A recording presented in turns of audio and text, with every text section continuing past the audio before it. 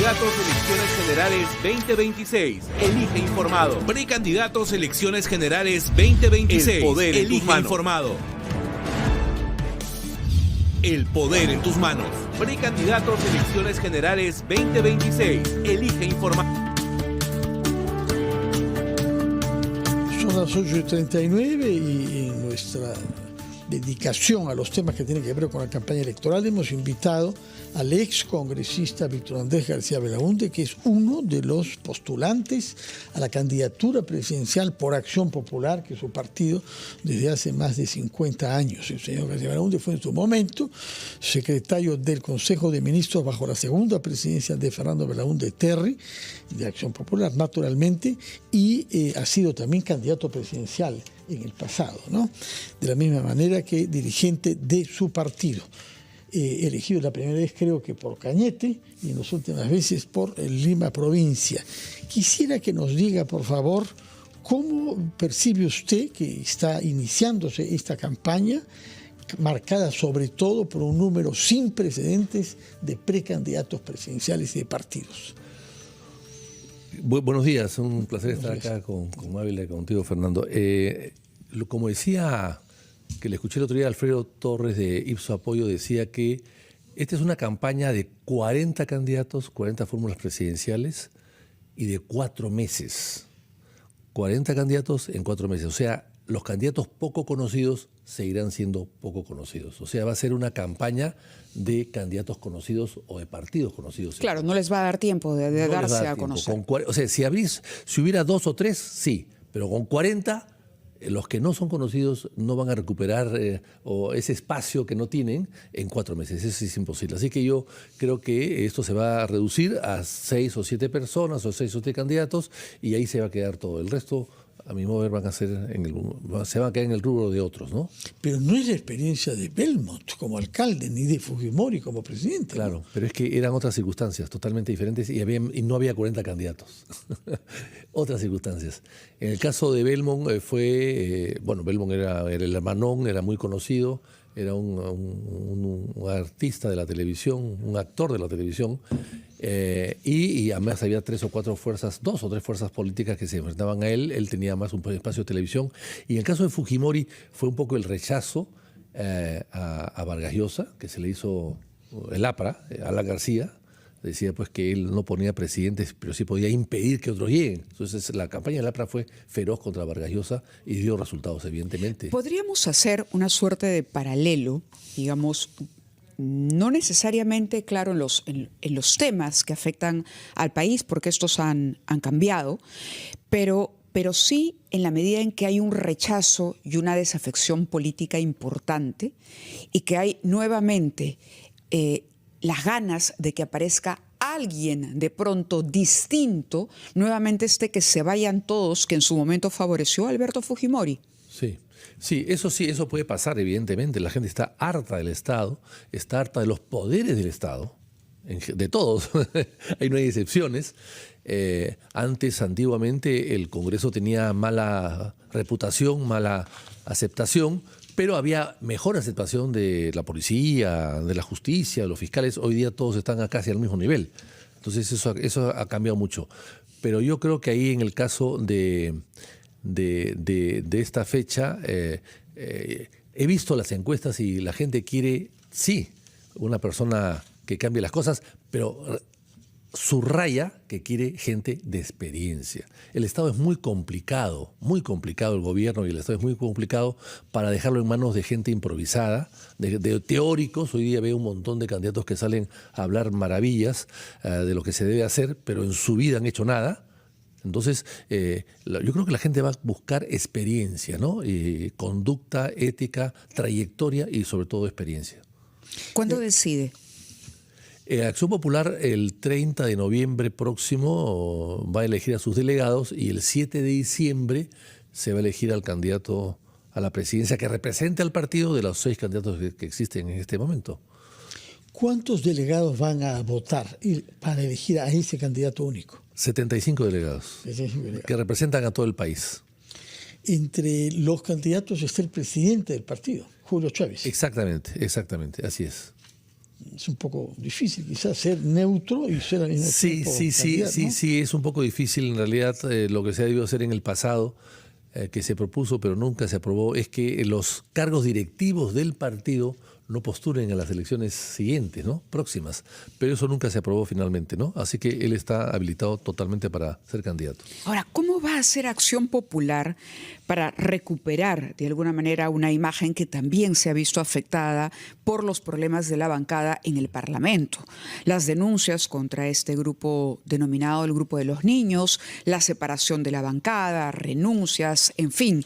Y además, Acción Popular está dentro de lo que conocemos es o para el ciudadano podría ser ese Star System ya conocido contra el que se quiere rebelar.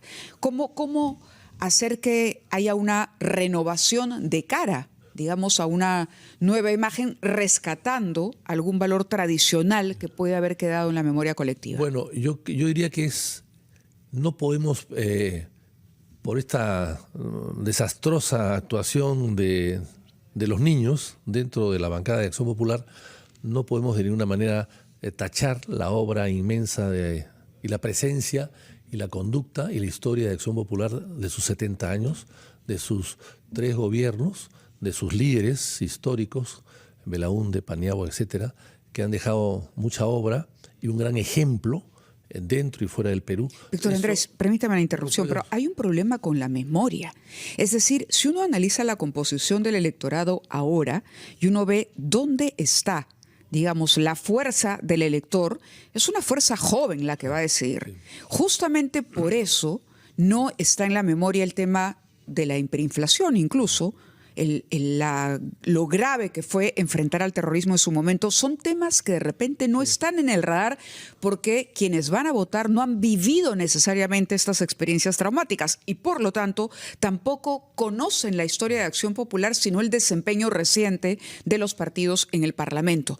Permítame por favor cumplir con la pausa. Y el ex candidato presidencial de Acción Popular, Víctor Andrés García Belaúnde, que en este momento está postulando a la candidatura por su partido y en ese sentido disputando con otros 5 miembros de Acción Popular, que uno de los cuales será elegido el próximo 7 de diciembre. Yo quisiera, a la luz de lo que le ha preguntado Mávila Huerta sobre la mala imagen que el partido ha terminado por desarrollar a causa de sus congresistas llamados niños, ¿con qué ideas fuerza, con qué motivos políticos y causas políticas cree usted que pueden asociarse con una esperanza no ofrecida a nuestro país? Bueno, Fernando, ante todo, tú te refirió que fui candidato a la presidencia, efectivamente lo recuerdo, el año 2000 el partido me llamó para que yo sea candidato a la presidencia contra la re de Fujimori, e hicimos un papel importante. Vino la anulación de las elecciones el año 2000 entre Toledo y Fujimori, pero en esa elección mi vicepresidente fue Valentín Paniagua. Él ingresó al Congreso y fue presidente constitucional, o sea que también el partido de esa manera indirecta contribuyó pues al restablecimiento de la democracia en el Perú. Sobre lo que tú dices, efectivamente hay un tema, hay una mochila pesada que tiene Acción Popular, evidentemente, el tema de los niños es algo que nos afecta, pero vamos a procurar convencer a la gente de que una cosa son los niños, otra cosa es Acción Popular, que los niños, 4, 5, 6 niños no pueden destruir la imagen ni la obra inmensa que ha hecho Acción Popular y la vocación de servicio que existe en el partido. Pero para futuro, ¿cuáles son los grandes temas que usted pretende poner en campaña respecto de seguridad ciudadana y lucha contra la criminalidad, respecto del equilibrio fiscal, respecto de salud, de educación, etcétera, descentralización y medio ambiente? La pregunta que nos hacemos es, ¿qué funciona bien en el Perú? El BCR funciona bien, evidentemente, Torre Tagle funciona bien, y bueno, yo creo que también las iglesias funcionan relativamente bien. El resto, nadie puede decir que funciona bien. O sea, todo hay que cambiarlo, todo hay que reformarlo. Hay que ser un Estado o un gobierno totalmente reformador que en los primeros 90 días que llega al poder plantee comisiones de estudios, de reformas del Poder Judicial, del Ministerio Público, de la Policía, de los Pero ministerios. si hubiera que colocar un titular con una propuesta, por ejemplo, que pueda representar claramente esa reforma, ese espíritu de cambio, ¿qué diría usted? Bueno, yo creo que sigue siendo lo de antes, ¿no? Recuerdo que Belaúnde hablaba de las 3 Cs, que eran carreteras, infraestructura. El país no puede vivir sin infraestructura. Estamos muy atrasados en infraestructura. Y hay que recordar que al presidente Belaúnde se le criticaba por hacer la Panamericana, la autopista al sur, porque no había gente, y decía que era una pérdida de tiempo y de dinero, y sin embargo no existiría Asia si no hubiese esa autopista hoy día, ¿no? O sea, las carreteras colonizan también, llevan el desarrollo y sacan los productos de donde llegan. La marginal de la selva cambió el Perú totalmente. Primero, las 3 es que decía Belaúnde: carreteras, caminos, infraestructura, así se debe leer. Segundo, canales, agua de regadío y agua potable. En el país falta agua potable. Tenemos agua que nos sobra, que se va al Atlántico, inclusive al Pacífico también, sin embargo no se aprovecha debidamente. Me refería a la reforma del Estado, a todo lo que hay que reconstruir. ¿Por dónde empezar? ¿Cuál sería esa primera gran medida, primeros 100 días? Bueno, los ministerios. ¿Reducción de ministerios?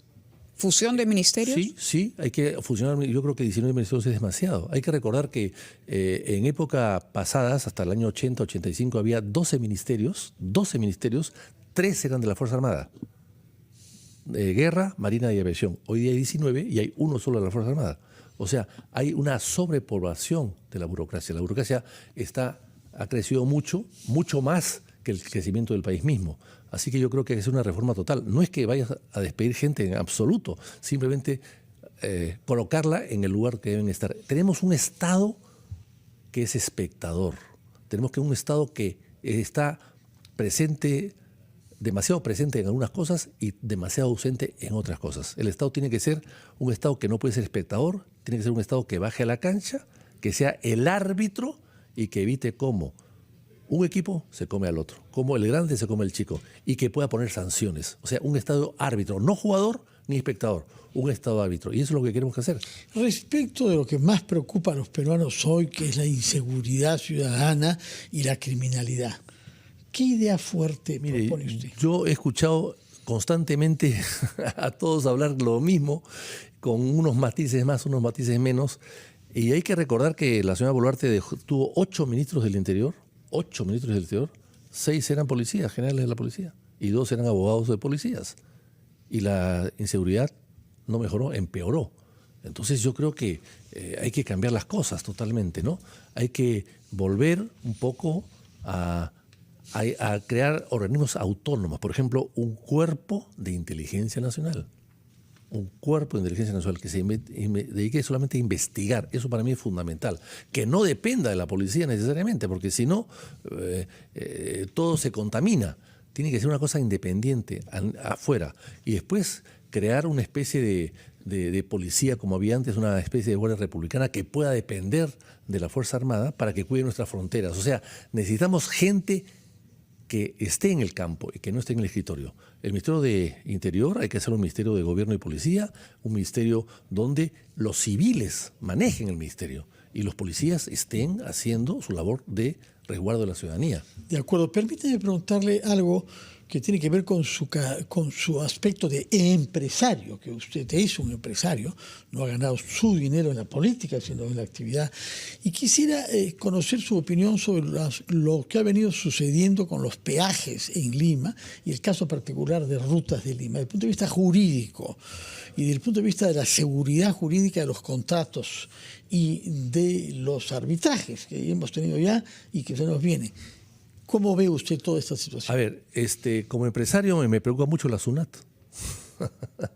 SUNAFIL, las municipalidades. Hay una tramitología y multas por todas partes. Yo acabo de venir aquí a este programa, he pasado por San Borja y he visto un letrero que dice: toque claxon, no tome claxon porque la multa es 5.500 soles. ¿Qué es eso? O sea, las multas están hechas aquí en el Perú para financiar ¿qué cosa? O para coimear. O sea, está todo el aparato del Estado crea requisitos y crea normas, todo bajo multas elevadísimas. ¿Para qué? ¿Para qué? Para coimear, pues. Eso favorece la coima.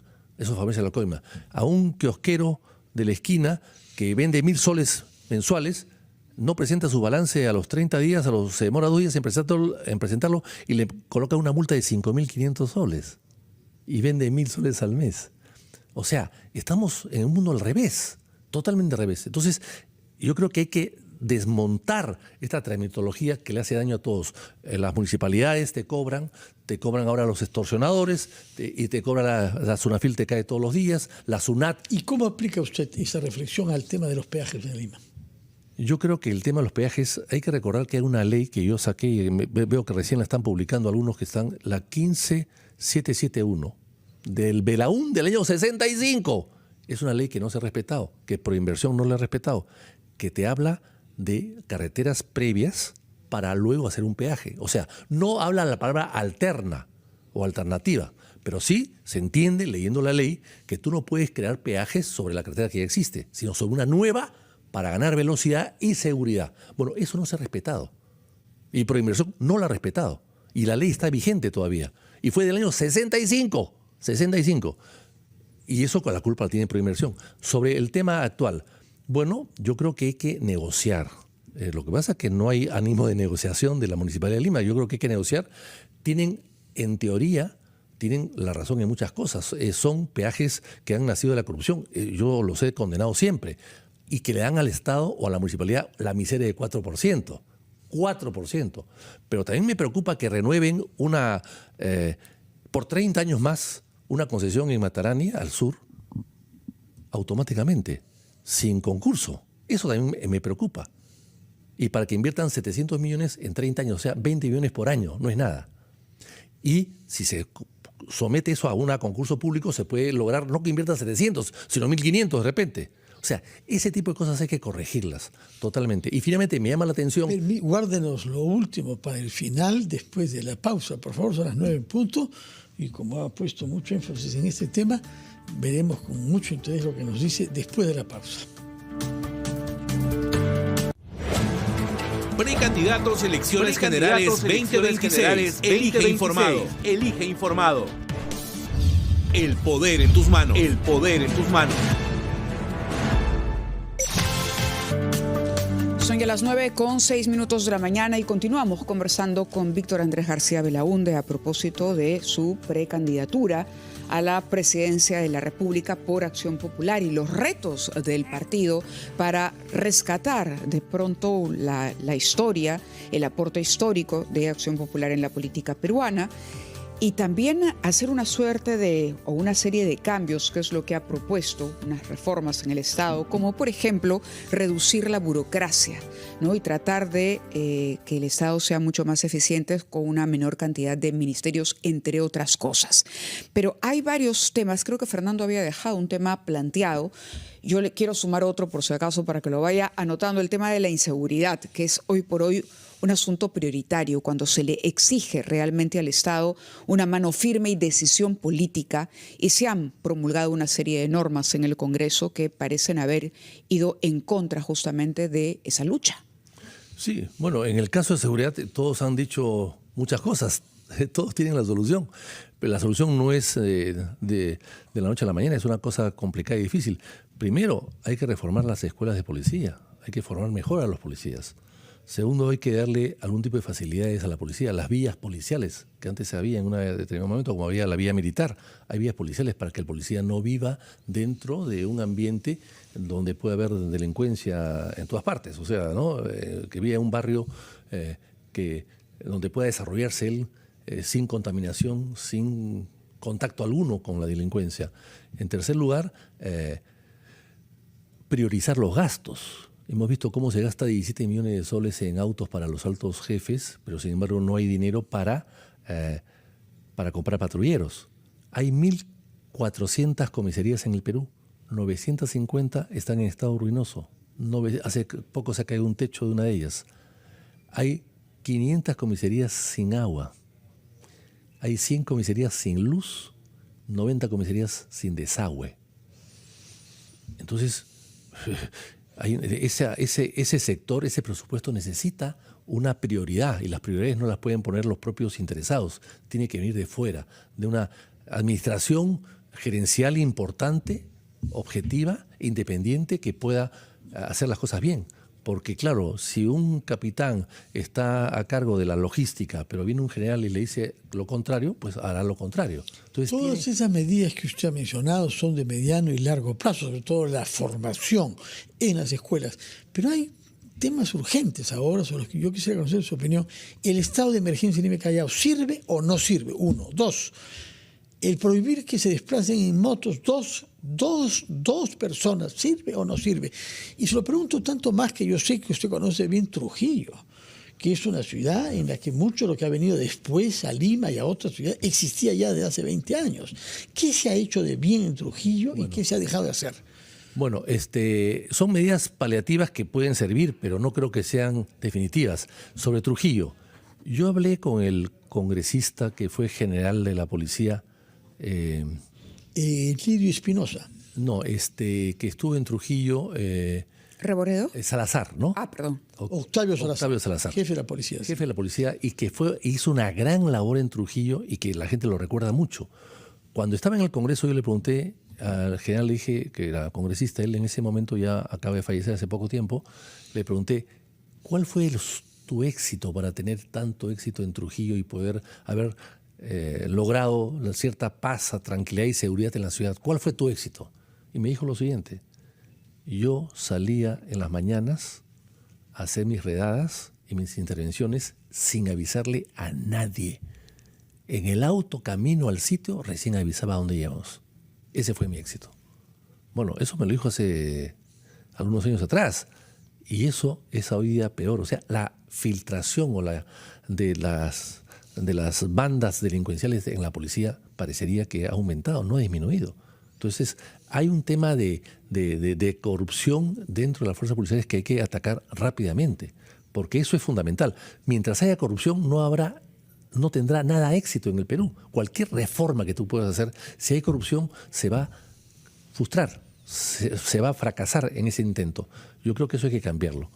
Finalmente, me parece que tenemos que darle logística, inteligencia, formación y sobre todo que las Fuerzas Armadas tomen algunas zonas de seguridad. Por ejemplo, en el Callao la Policía Naval podría intervenir, como es en Buenos Aires, en Puerto Madero, como es en cualquier otra parte del mundo, donde los puertos están a cargo de la Policía Naval. O sea, ese tipo de ayuda necesita la policía con urgencia de momento, hasta que se reorganice todo y se pueda mejorar las condiciones de seguridad en el Perú. ¿Considera usted que es una buena iniciativa obligar a que se cante el himno nacional en espacios no militares todos los lunes por la mañana?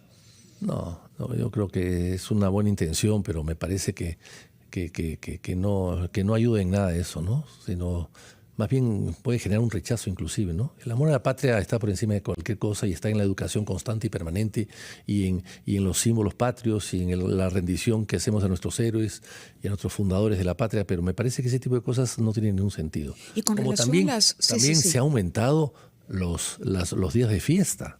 Sí.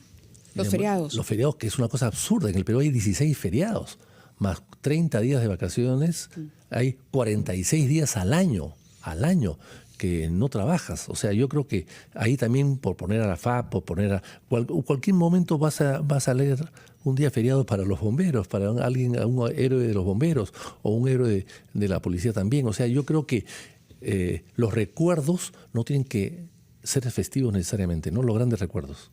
O no se necesita celebrar dejando de trabajar. Exactamente. O conmemorar, o recordar, en un país que el trabajo lo necesita. Rendir un homenaje dejando de trabajar, pero pareciera que hay una intención. Bueno, vamos a ver todavía dentro de la solicitud de facultades delegadas para finalmente reducir el número de algo feriados. que me faltaba decir, la delincuencia también está fomentada por la riqueza del oro. El oro hoy día vale mucho dinero, ¿no? Está en minería ilegal, por ejemplo, eso es un tema importante. Ese es un tema fundamental. Lo que hemos propuesto nosotros es un estanco del oro, como había un estanco de la sal, un estanco del tabaco, un estanco de la coca. El Estado tiene que comprar oro.